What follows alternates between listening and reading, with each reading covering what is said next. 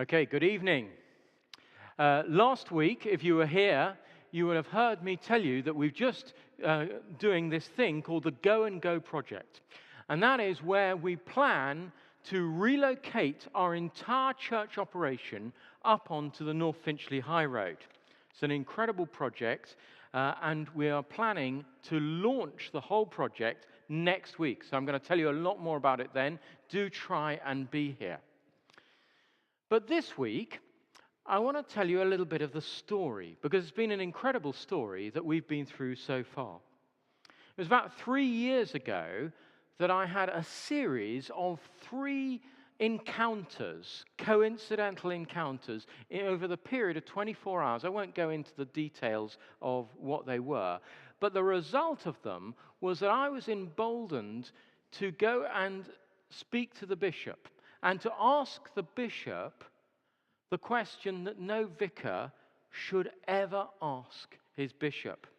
And that question, namely, is can we move our parish church into someone else's parish? Now, to understand just how big that question is, you need to know that the Church of England believes 2 things. We believe in the Trinity, and we believe in the parish system. The parish system is the Church of England. And so when I went in to see the bishop, I was literally quaking in my boots. And his response to me absolutely flabbergasted me. Because I asked him the question, and he said, "Yes, go ahead. I will support you." Now, from that point on, we then started looking for a site on the high road. And the PCC, our church council, had said, this can't go on forever. You need to get on and find a site. We'll set a year to try and find a site. And all that year, we negotiated on the site that used to be Furniture Land, if you remember that.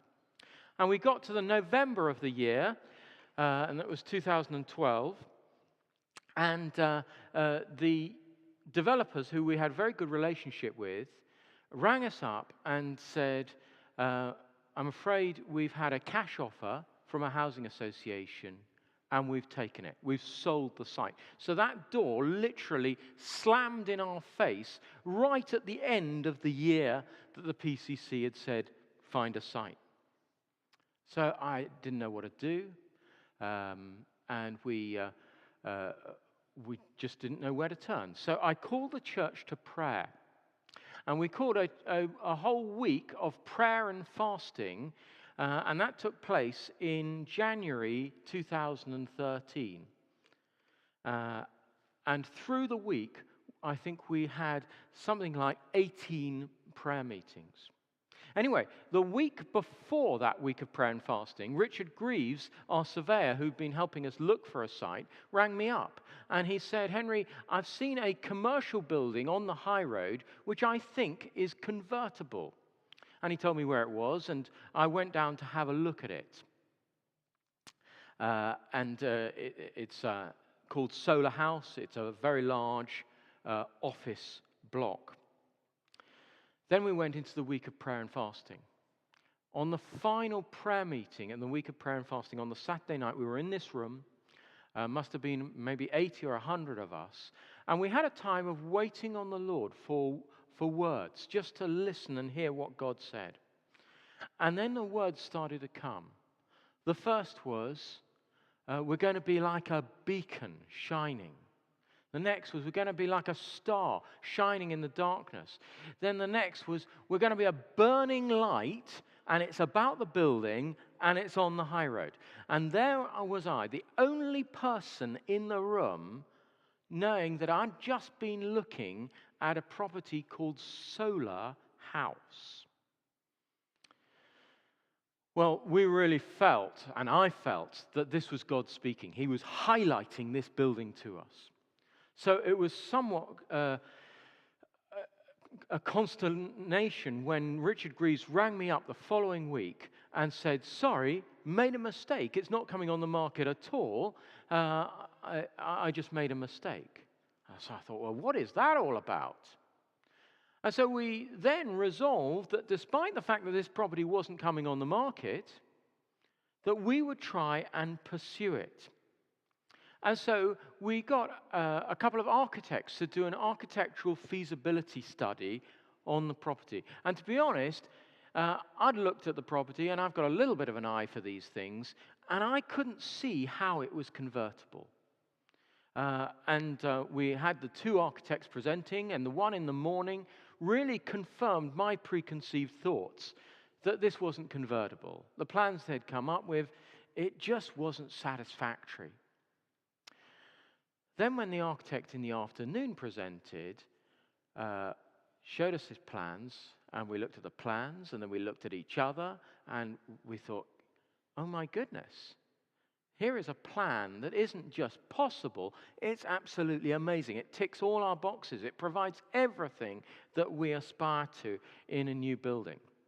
Not surprisingly, we appointed that second architect. So we still, of course, the property wasn't on the market. We were doing architectural feasibility studies on a building that we didn't own, we didn't control, but we went a step further. We went to the diocese and we applied for the parish boundaries to be changed so that this building could be incorporated into our parish, a building that we didn't own, didn't control, and wasn't on the market. It's a convoluted process of applying for a parish boundary to change, but amazingly, it went through without any opposition. I've spoken to other clergy since, and they say that this is absolutely unprecedented. No one had ever heard of anything like this happening before. And then we went a step further. We realized that to follow this project, we would have to buy this building before we sold our site down here on Holden Road. And to do that, we'd need an enormous amount of money. So we thought, well, we need a rich friend. Who do we know who's rich? And so we turned to the diocese again, and we went to them and said, would you buy the building for us? And we'll pay you back later. And again, completely unprecedented, they said, yes, okay. All that process took about a year. 5 days before the diocese finally said, yes, they would go ahead, the property, without warning, out of the blue, it came on the market. And what's more, in their marketing, they said they wanted offers in within 2 weeks. So astonishingly, we found ourselves in a position to make an offer. And we made our offer. We made the best offer that we possibly could, the highest. We stretched it to the absolute limit. And we were outbid. And we simply had to walk away from it. We didn't understand it. At that time, David Brown had a word for us from the scriptures where it says, we don't know what to do, but our eyes are on you. And we use that as a focus of our prayer to God, saying to him, we don't know what to do, but our eyes are on you. Anyway, we didn't hear anything for several weeks, but after 3 or 4 weeks, the vendors came back to us and said, the high bidders pulled out. Are you still interested? And subsequent to that, a sale was agreed to us. That was March this year. There have been all sorts of huge challenges since. There have been challenges with sitting tenants to get the building vacant, the parts that we want to occupy. There have been challenges about tax that we might possibly have been liable for. We have not yet exchanged contracts on this building, and there are still some really big challenges ahead of us. And it could all fall through. Even this next week, it could all completely fall through. There are considerable risks involved in this project.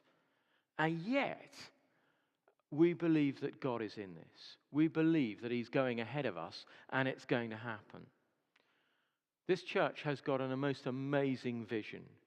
And within this vision, this really is the once-in-a-lifetime opportunity. We've seen incredible things happen already. We've been on a roller coaster journey of faith already. And I sense that we have only just begun. Next week, I'm going to tell you more about what the actual project is. That's when we launch the Go and Go project. Do be there, and I'll explain everything then.